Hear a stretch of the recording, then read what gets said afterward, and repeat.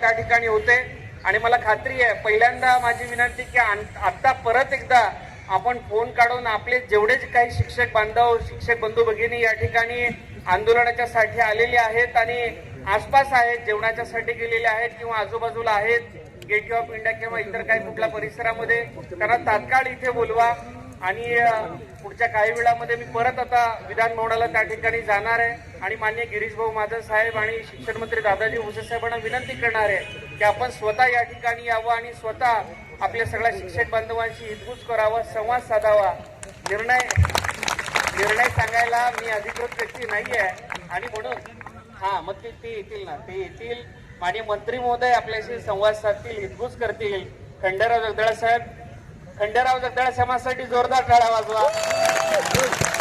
अजून निर्णय झालेला नाही त्यामुळे टाळ्या महत्वाच्या झालेला नाही परंतु निर्णय होईल सकारात्मक होईल. ऐकून आम्ही आयुष्य गेलो.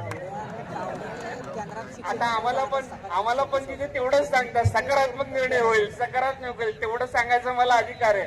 निर्णय सकारात्मक होईल आणि त्याच अनुषंगानं माननीय मंत्री महोदय दोन्ही मंत्री महोदय या ठिकाणी आपल्याशी संवाद साधतील आणि म्हणूनच मी म्हटलं की मी या शिक्षक चळवळीतला खूप लहान कार्यकर्ता आहे. माननीय मंत्री महोदयांचा तो पूर्ण अधिकार आहे आपल्याशी संवाद साधणं हितगुज करणं किंवा शासन स्तरावर जे निर्णय होतात ते फक्त आणि फक्त मंत्री महोदय राज्याचे कॅबिनेट मंत्री महोदय किंवा उपमुख्यमंत्री महोदय किंवा मुख्यमंत्री महोदय हेच त्या ठिकाणी जाहीर करू शकतात.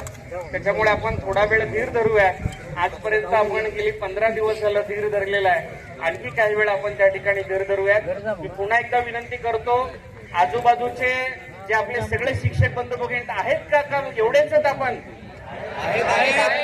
आम्हाला तिथे कळालं मी फोन केला फक्त 200-300 लोक आहेत असा निरोप आला. आपण किती येतात 5,000 आहोत की 4,000